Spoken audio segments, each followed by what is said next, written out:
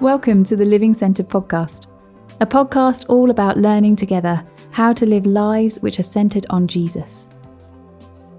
Everyone lives centred on something. Our goal is to learn together how every area of our lives, everything about who we are and how we live, can be increasingly oriented around Jesus and transformed by Jesus. He invites us to a rich and satisfying life, where the good news that he truly is enough changes everything about how we relate to God, ourselves, and the world. In each episode, a different person shares about what it's looking like for them to seek to centre their life on Jesus right now. As we hear their stories, we get to learn together and to encourage one another in what it means for Jesus to be at the centre of our lives. This is a journey we are all invited to, and a conversation we all get to be a part of. Thanks for joining us.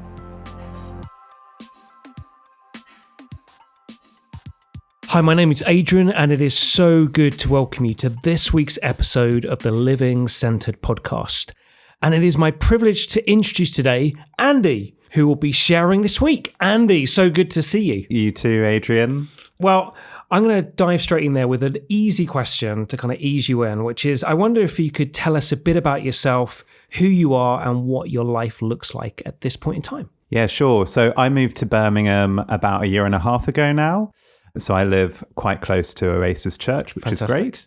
I work as an area manager for a charity called the Trussell Trust, which supports a network of food banks. Amazing. And I'm working with the food bank charities and churches that run food banks with us in Birmingham, Black Country and Staffordshire. Outside of work, I'm a trustee of a charity in Nottingham. We do a community centre there, which is really good. Wow. And I'm also involved in Friends International, befriending international students on a Monday night, which is great fun as well. Amazing. Yeah. Wow, that's like a pretty full diary. Pretty busy diary, yeah, but it's great fun. Oh, it sounds amazing. And yeah, absolutely love Trust. I think it's phenomenal what you guys do. So thank you for doing that, as well as pleasure. all of the other things.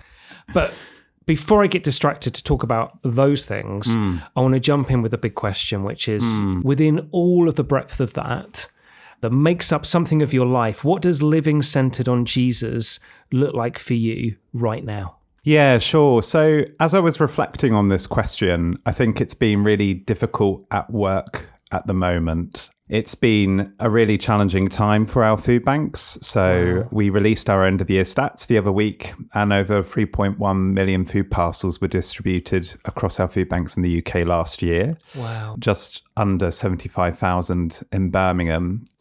And I feel within my workplace a little sense of feeling slightly overwhelmed with the challenge. Yeah, sure. A slight sense of inadequacy that I don't quite know the answers to all these challenges which food banks are facing, where some food banks are spending thousands of pounds a month on food to meet the level of need. Others are adapting in all sorts of other ways. But I'm also really conscious that as a city as well, we've got real uncertainty over the future of the city council with their finances, which could also have an impact on the food banks. So I feel living centered on Jesus in the workplace, I've just felt a real sense of acknowledging my own weakness and God's strength in that. So I've been, listening to a song, Yet Not I, but through Christ in me, but the verses of, I labor on in weakness and rejoicing, but for in my need his power is displayed.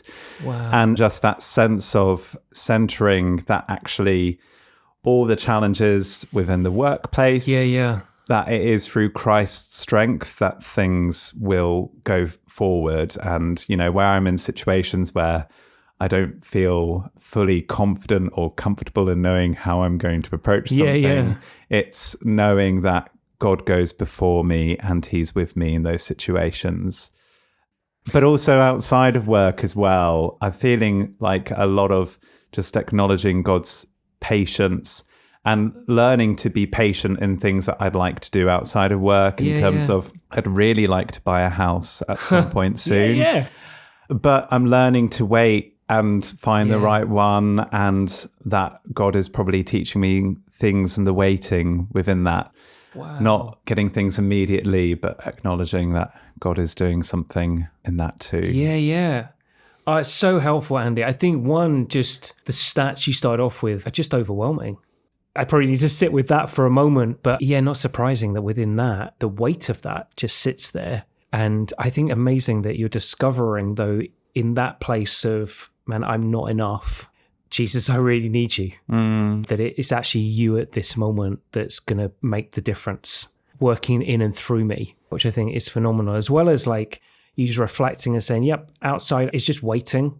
And in the waiting, learning to be patient, which is an easy thing to say, but it is hard to live it. And I guess in both of those, what strikes me is they're amazing places to get to, of saying, yep, this is what it means to live like this. But I guess what's helping you as you're seeking to live, yep, I'm weak, but Jesus, you're strong at this point in time, or I need to know patience. Like what's helping you at this point in time with that? Yeah, I've really found this series that we've been doing as a church on Samuel, the books of Samuel, really helpful, and just reflecting on the characters that you see in those books and the stories that you come across. And when I think of like the David and Goliath situation, that actually David overcame Goliath through the strength of God rather than his own strength of him being a smaller figure in that situation.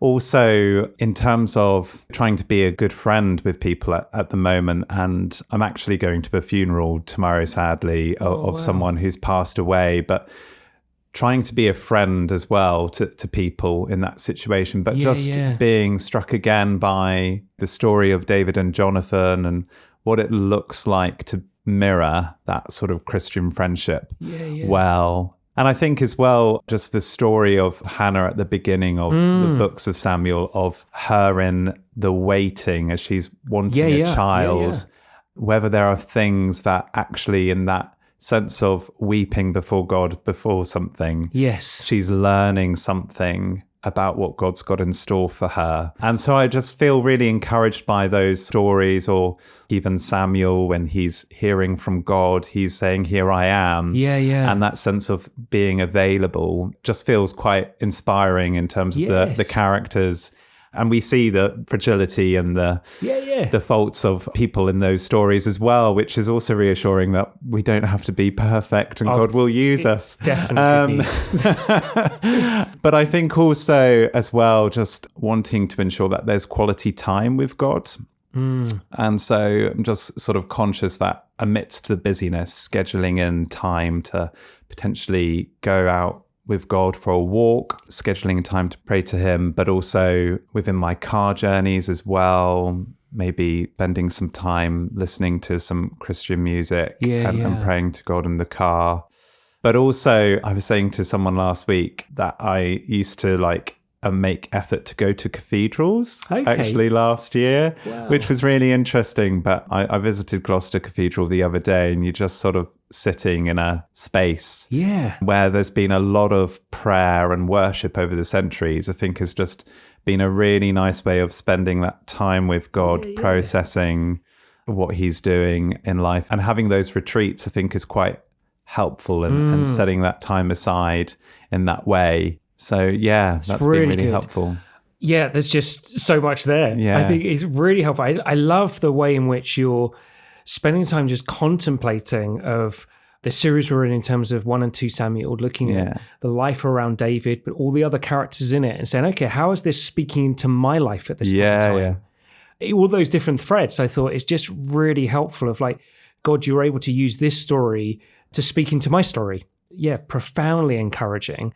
I think just then those moments of saying, yep, I'm just going to use these different points in time to kind of find moments with God. And do it, as well as the kind of relational side of allowing that connection with God in spaces as well. That's what struck me. As in, no one's brought up, I've been seeking out cathedrals. I think I love that. I've just there's this space where people have prayed, and how can I encounter God in this space?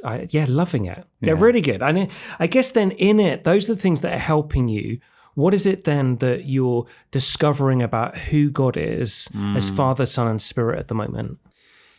I think there's some verses in Isaiah 55, which I've been reflecting on in terms of how God's ways are different to our ways and how his thoughts are different from our thoughts. And there's verses of like, as high as the heavens are above the earth, so high are his ways different to our ways. Yes. And so acknowledging that perhaps within the workplace or within my personal aspirations of getting a house or things like that, or how I'm connecting with my friendships, relationships, that God's ways are much greater than mine. And so looking to entrust God within those situations, but actually just knowing that, okay, this isn't necessarily how I planned things to be, but that actually God is going to do something within that situation.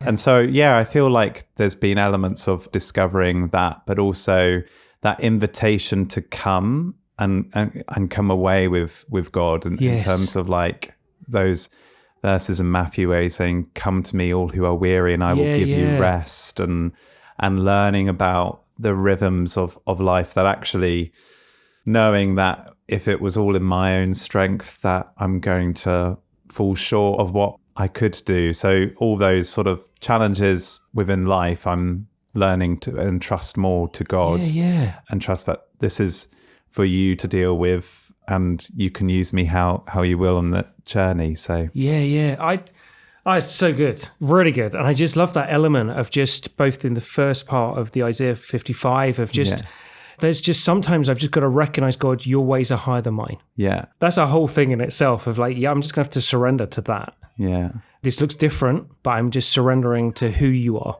which I absolutely love that. And then, I guess with that, I wonder, what does that look like for you as you say, God, your ways are higher than mine. How do you then live in like just, I'm just going to rest in that? Obviously, you've talked about that other passage of your yoke is easy, your burden is light, which is an outworking of that. But I wondered, how does that work as you're daily seeking to say, I'm going to live in your ways are higher than mine, God?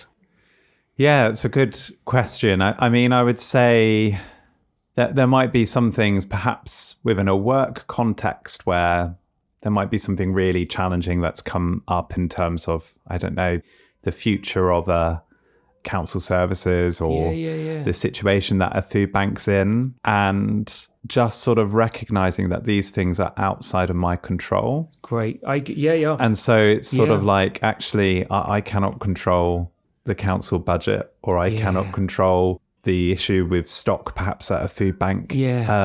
But what I can do is I can be alongside and befriend and be a representative of them in situations, and trust that God will use me in those situations, but that actually the weight of the issues that might be outside of my control are not in my control. That's the surrounding environment I'm in. But it's knowing that actually God's ways will be better. Or if I'm trying to buy a house, I might put in an offer, someone puts in a higher offer. I can't do anything about it. And just acknowledging that sense of, okay, that's out of my control. So it's letting go of things that I might really want to have control over, but I can't. It's so good. Embracing it's really helpful, Andy. Thank you. I guess then to get to the final question, through all of this then, how are you changing? If we were to have met you 3, 6, 12 months ago, how would you look different today to who you were? Yeah, I feel if I'm thinking of my personal situation again with the house aspiration, I feel I'm becoming more patient, but I'm also being reminded of perhaps God's faithfulness in other areas of my life in which it took me a really long time to learn to drive. It took me quite a while. And I know that I was learning things through the driving lessons, and that actually it's brought about a real joy that now that I drive a car, I'm like, oh wow, I can drive a car. And just sort of, I think, learning that in the patience of these are things that I would love to see happen in my life, knowing that actually if and when they happen, God will use me in those situations for his good, and that there might be things that I'm still learning about along the way. So I feel like I'm growing a little bit in patience and feeling like, okay, that's not in my control. But I think also feeling more comfortable to sort of be a representative to food banks or speak on others' behalf, or when we look at leadership, not looking at our own strength, but God's, and feeling comfortable in conflict and challenges, knowing that God's there and He's with us. That's amazing. Oh, thank you so much, Andy. Pleasure, yeah. Yeah, thanks so much for sharing. As always, my heart is well and truly full. I feel like, this is just me good. And I hope you listening that this is doing you good too. I think for me, over the coming week, I'm going to be considering both just that need to just come and say, yep, I'm weak, but you're strong, Jesus. Yeah. Come have your way. And I also want to probably sneak out to some different church buildings. Yeah. And just go, I'm going to go and sit in a couple of church buildings and say, yep, do you know what? People have prayed in here for periods of time. And God, I just want to sit with you here in this space. I think I'm going to do that. How about you, my listening friends? What has struck you from the breadth and depth of everything Andy has shared that you're going to be considering over this coming week? And lastly, I want to thank you all for listening. And I want to pray that each and every one of us would know more of the wonder of living centered on Jesus this coming week. Amen. Thanks for joining us on this week's episode of the Living Centered podcast. New episodes are released every Monday, and if you enjoyed this episode, please do like and subscribe on your chosen podcast provider to receive them direct each week. Living Centered is produced by the team at Oasis Church in Birmingham, UK, and you can find out more and get in touch with the team via theoasischurch.com.